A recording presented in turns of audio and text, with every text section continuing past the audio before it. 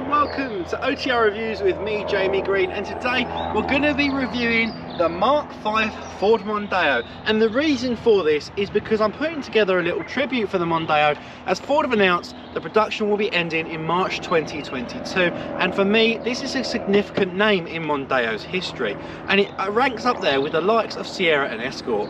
So join me now and let's look at the Mark 5 Mondeo Hybrid Vignale. The entry-level Mark 5 Mondeo is a Z-Tech, coming in at £25,570. This comes with rain-sensing wipers, power fold mirrors, cruise control, auto high beam assist and traffic sign recognition, plus a whole host of other features. Second up comes the titanium at £26,610, which includes 18-inch alloy wheels, leather seats, 10-way adjustable driver's seat and the keyless entry system. Next up is the ST line at £27,910, and it comes with 19-inch rock metallic alloys, rear privacy glass, ST line styling kit and a sports suspension system. And finally at the top of the range is the Vignale at £32,600. It comes with the 19-inch dark tarnish alloys, rear view camera and the active noise cancellation system, which uses the car's speakers to cancel out the road noise, a bit like your noise cancelling headphones, making for a more relaxing driving experience. The Mark 5 Mondeo comes with a whole host of EcoBoost petrol engines and EcoBlue diesels. Today I'm out with a 187 horsepower petrol hybrid. Now we move on to the practicality segment of this video, and unfortunately the boot on the Mondeo isn't the biggest. At 541 litres with the seats up, 1,437 with the seats down. However, on the hybrid you're going to lose quite a bit of that space because of the big bulky battery pack, meaning you only actually get 383 litres worth of boot space. The upshot of this is quite a lot of rear legroom for me. At 6 foot tall with the seat in my driving position, I'm very comfortable, and I've still got plenty of headroom thanks to a little dip here in the back for my head. If I move forward you can see I hit my head, but I've got a big expansive space above me, making me very comfortable in the back of this car. The one thing I wouldn't call ample in the back here is the storage, because I've got relatively shallow small door pockets here and a quite tight, not very deep rear seat pocket, meaning I haven't got anywhere to store any items. Connectivity and storage in the front is really good, with a 12-volt connector here and the USB, and you can also see, look at the amount of space I have here. The door pockets in the front are absolutely massive and go all the way back, and if we come back in you can see I've got two nice big cup holders, which also behind it has a very deep center console, and combine that with a two-leveled glove box. The storage in the front of this car is absolutely fantastic, and when we talk about rear connectivity we find we have another 12-volt socket. And now we're going to move on to the styling segment of this video, and we're going to look at the front of this magnetic grey car. It's got the big open mouth grille and very slim line wrap around the front headlights, and these are dynamic LED as well, so the vision on these auto beams are absolutely fantastic. And with the bonnet sculpting with its 3 different layers, it looks very sporty. On the side of the Vignale we find these dark tarnish 19-inch alloy wheels, which look absolutely fantastic in contrast to this magnetic grey paint, and you can see we've got the one tram line running the entire length of the car. As I come down the back you find the C-shaped LEDs and the wraparound rear lights, which are similar to the Mark IV but just look better. The big chrome faux exhaust on this Vignale as well, with the chrome lining, it just looks fantastic, and it is even branded Vignale Hybrid on the boot lid. This is a really great looking Ford. Now let's look at the interior of this Mondeo. We're going to start with this nice steering wheel. It's not particularly chunky, which makes it feel really smooth and very nice for long distance driving, and a very light feel to it as well. It's very nicely laid out. And when we move between the wheel we find we've got 2 digital dials. The left one we can see how much energy is being used, or petrol power, and also bring up any speedometers and other information we might want to know. We can also look on the right side, and I like to have the efficiency leaves, which as you drive more electric you grow more leaves, and the more petrol you use, well, the leaves fall off. I think it's quite a nice little addition. But you can also have your average MPG and your driver coach up as well. And then if you look in the center, nice and big, we have the standard speedometer dial, which just looks fantastic and is beautifully integrated. Moving on to the dash, it's leather and it's stitched with this beautiful premium white stitching, giving a very luxury feel, which brings down to here a wood veneer effect, which is also on both doors as well, and just adds to the luxury feel of the Vignale. And then in the center console we have the infotainment system, which is wonderfully integrated here to the climate system, which again is very simple to use but can also be controlled via the screen. Now my favorite screen to have here is the power flow.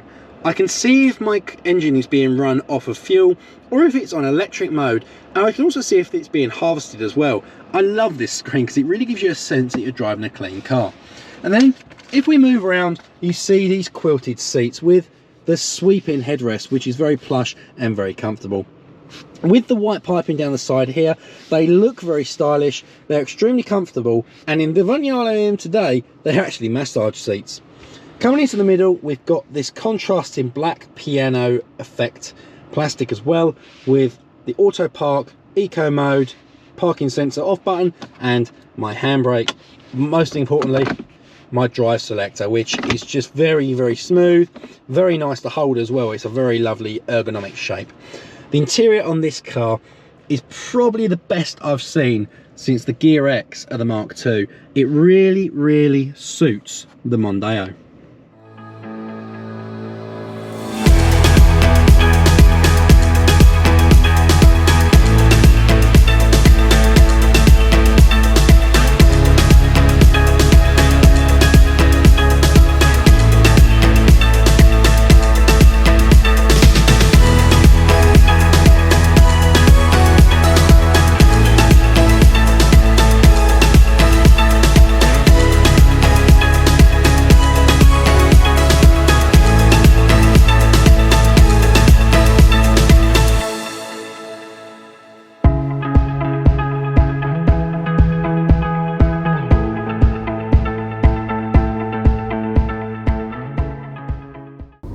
What is the Mark V like to drive? Well, I'm in the Vignale, so it's got a very soft suspension setup, meaning it irons out most of the bumps on the road. It's very comfortable and it rides very well with good, pristine pinpoint steering. What I will say is don't expect it to be absolutely lightning off the mark, because it isn't designed to be a fast sports car. It's designed to be a long distance cruiser, is this. What I can say about it, the electric motor runs it at low speeds, and you can feel when the petrol engine kicks in, because you've got that little hum of a petrol engine that comes on, whereas when it's on full electric it's very, very quiet and very nice to drive. I'm not saying the petrol engine makes it worse to drive, but it really is noticeable when it comes on. The hybrid system on this car is really good, and you do get good mileage, around 350 to 400 miles to a tank, depending on the conditions you're driving in. But it is very, very smooth and very easy to drive as well. I mean, I really like the way this car drives. I love the feel of the steering wheel, which is nice and slim. It just makes for a really, really nice driving experience. Now, combine what I've just told you with the fact that these seats, these quilted leather seats, are exceptionally comfortable, and they've got good bolsters down the bottom and the sides, which just hug you in, and they make it feel all that more luxury, because you're not feeling those bumps on the roads. You're on a very soft seat, and if I turn on the massage seats in this Vignale, wow, I could go for absolute days in this thing. It drives simply fantastically, so smooth. You know, it really is designed well as a long-range executive car. It's comfortable, it's luxurious, and it's easy to drive. You know, if you're one of these people who does lots and lots of miles in a company car or for a personal business, the Mondeo really is a good car for it.